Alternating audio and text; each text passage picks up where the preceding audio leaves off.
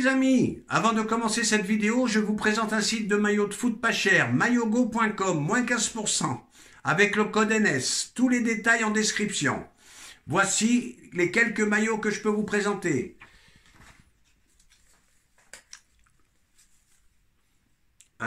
Avec une gamme de coloris très importante. Je vous présente maintenant un nouveau modèle, survêtement. Voilà le haut. Et, chers amis, voici le bas. Qualité supérieure, vous pouvez y aller. Et nous allons continuer. Nous allons continuer avec celui-ci qui est fabuleux. Sergio Ramos. Le voici. Également un choix de survêtements NBA inimaginable et vous avez également un choix de maillot de club de votre préférence. On vous poste le site dès maintenant.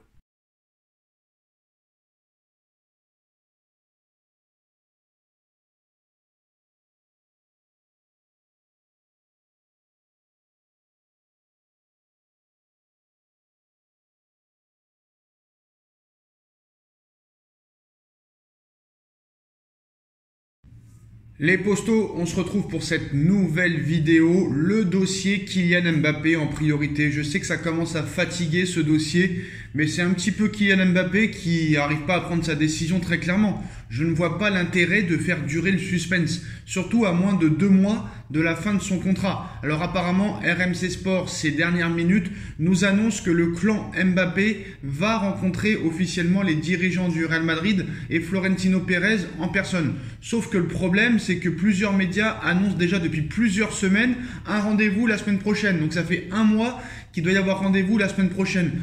Honnêtement, au niveau du timing, je ne vois pas l'intérêt de Kylian Mbappé d'attendre aussi longtemps. Bon, après tu me diras, Zlatan l'avait fait, mais Zlatan avait 34 ans, alors que Kylian Mbappé a 11 ans de moins et c'est la future star de ce sport. Donc voilà. Aussi, on va revenir sur la petite confidence du clan Mbappé et aussi qu'est-ce qui va se passer dans les prochaines semaines, dans les prochains jours. Donc comme vous le savez, le Parisien a annoncé un accord de principe en vue entre le PSG et Kylian Mbappé pour une prolongation. Une information aussitôt démentie par la mère du champion du monde sur les réseaux sociaux, mais aussi dans les colonnes de Marca. Donc le quotidien espagnol précise que cette dernière a ajouté « Le Real Madrid continue à être l'option numéro 1 ». Pour son fils en fin de contrat en juin. Interrogé par l'équipe, le clan Mbappé ne dément pas cette prise de parole mais indique que les propos ont été déformés, précisant qu'à l'heure actuelle, il était plutôt sur un départ qu'une prolongation. Bah, c'est exactement la même chose. C'est exactement la même chose. Donc voilà. Donc apparemment, l'option d'un départ est toujours privilégiée. Alors, on a vu aujourd'hui la bourde, entre guillemets, d'Ander Herrera sur l'avenir de Kylian Mbappé, alors qu'il dispute déjà sa 3e saison au PSG, le milieu espagnol Ander Herrera avait su se mettre en valeur en début d'exercice avant de retomber dans l'oubli total à cause notamment de blessures. Donc ce vendredi, il était présent à Poissy dans le cadre d'une journée auprès des jeunes dans les clubs de la région parisienne. Interrogé sur l'avenir de Kylian Mbappé, l'ancien milieu de terrain de Manchester United a répondu « Mbappé, il va rester » avant de se reprendre devant l'excitation des enfants. « J'espère. Non, ce n'est pas sûr, mais j'espère. Je rêve qu'il reste avec nous et qu'il gagne ici à Paris. » Donc de quoi calmer rapidement les jeunes joueurs présents devant lui. J'ai l'impression que même la direction ou les attachés de presse des joueurs ont dit qu'il fallait être très prudent sur ce dossier. Mais voilà, honnêtement, il faut que Kylian donne sa décision parce qu'à un moment donné, ça devient un petit peu débile. Alors qu'il prolonge son contrat avec le PSG ou qu'il s'en aille au Real Madrid, Mbappé tiendrait 2 fenêtres médiatiques pour faire son annonce officielle. Donc l'avenir de Mbappé a pris une nouvelle tournure. Le Parisien annonce dans la soirée hier une prolongation du champion du monde et qui était proche. Il se serait entendu avec sa direction pour allonger son bail de 2 saisons, en plus d'une 3e en option, une joie de courte durée pour les supporters parisiens, car peu de temps après, c'est la mère du joueur qui a, à travers son compte Twitter, a démenti cette information en disant qu'il n'y avait aucun accord. Donc qu'est-ce qu'on peut s'attendre pour la décision finale? Comment va-t-il la communiquer? Comment va-t-il s'exprimer? Quelle que soit l'issue de ce dossier, on se rapproche irrémédiablement de la fin du feuilleton. Il ne reste que 3 journées de championnat et le contrat de Mbappé s'arrête au 30 juin. Donc dans moins de 2 mois. Une annonce officielle va avoir lieu et le timing se précise. Pour le quotidien Le Parisien, il y a 2 possibilités. Lors de la dernière journée de championnat ou juste après, lors du prochain rassemblement de l'équipe de France. Pour le premier scénario, il ferait comme Zlatan Ibrahimovic en 2016 qui avait déclaré que le dernier match de la saison serait l'ultime sous le maillot du PSG. Le Suédois avait pu être célébré par le Parc des Princes pour la seconde hypothèse.